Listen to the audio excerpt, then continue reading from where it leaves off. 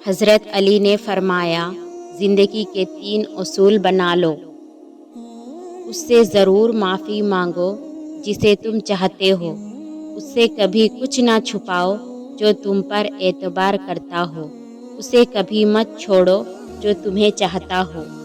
جب انسان خاموش ہو جائے اور اپنے حق کے لیے بھی نہ بولے تو سمجھ جاؤ وہ اپنے اندر بہت کچھ دفن کر چکا ہے۔ کچھ تکلیفیں ہمارا امتحان لینے نہیں بلکہ اپنے ساتھ جڑے لوگوں کی پہچان کروانے آتی ہے۔ بے شک زیادہ سوچو نہیں بلکہ زیادہ سے زیادہ استغفار کرو، کیونکہ مسائل و مشکلات زیادہ سوچنے سے نہیں بلکہ زیادہ استغفار سے آسان ہوتے ہیں۔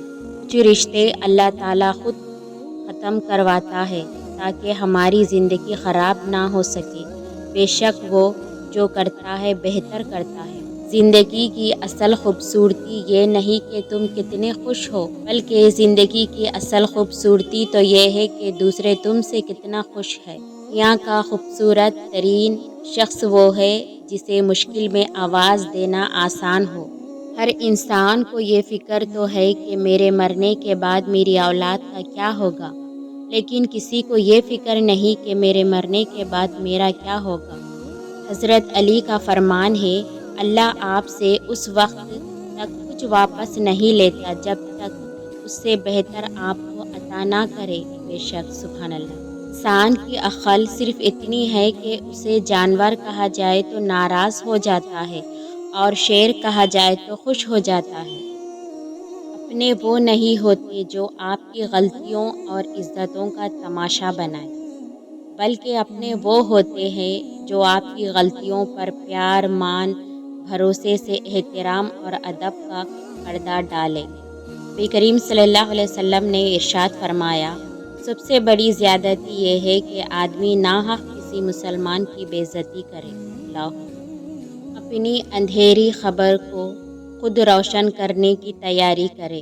آج زندہ انسان سے لوگ وفا نہیں کرتے، کل مٹی کے ڈھیر کے لیے دعا کون کرے گا؟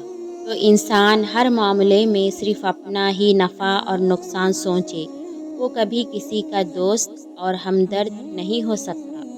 ہر تباہی کے لیے کسی کی بددعا ضروری نہیں ہوتی، کسی کا صبر بھی آپ کو تباہ و برباد کر سکتا ہے۔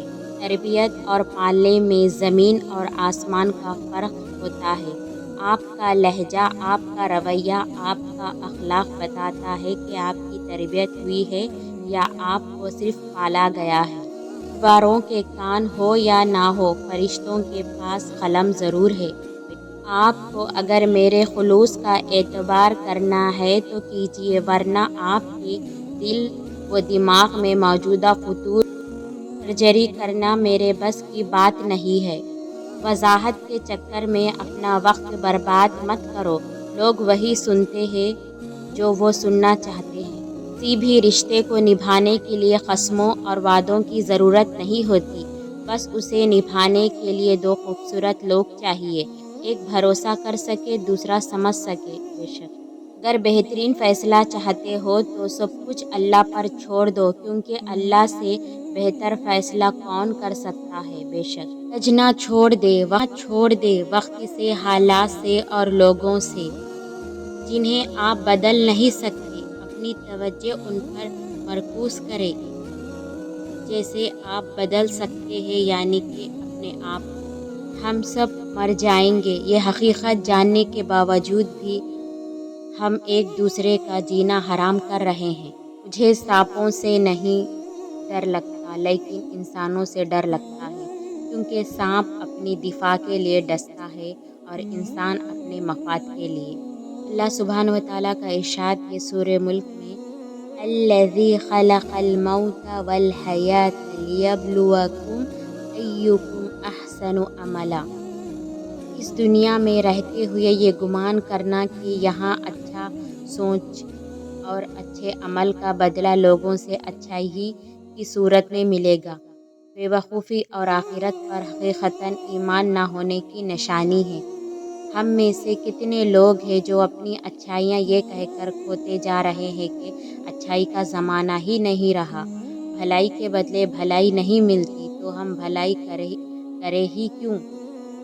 اپنی اتنی اچھائیاں ہم نے یوں ہی کھو دی ہے، لیکن ہم کیوں بھول جاتے ہیں کہ بھلائی بے شک ہم نے لوگوں کے ساتھ کرنی ہے، لیکن صلہ دینے کا وعدہ اللہ نے کر رکھا ہے، اور ہمیں احادیث کے ذریعے بتایا گیا ہے کہ ہمیں 10 گنا سے زیادہ 100 گنا تک بڑھا کر صلہ دیا جائے گا۔ تو ہو سکتا ہے کہ اس دنیا میں ہمیں ہماری مرضی کا بدلہ نہیں ملے گا، لیکن آخرت پر یقین اور اللہ سے صلہ ملنے کا یقین ہمیں بھلائی کرنے سے روکنے نہیں دے گا۔ اسی نے موت اور زندگی کو پیدا کیا ہے تاکہ تمہیں آزمائے کہ تم میں سے کون اچھے اعمال کرنے والا ہے، اور وہ بہت زبردست حکمت والا اور بخشنے والا ہے۔ بے شک اے اللہ ہمیں ہر اس چیز کی توفیق دے جسے تو پسند فرماتا ہے۔ آمین یا رب العالمین۔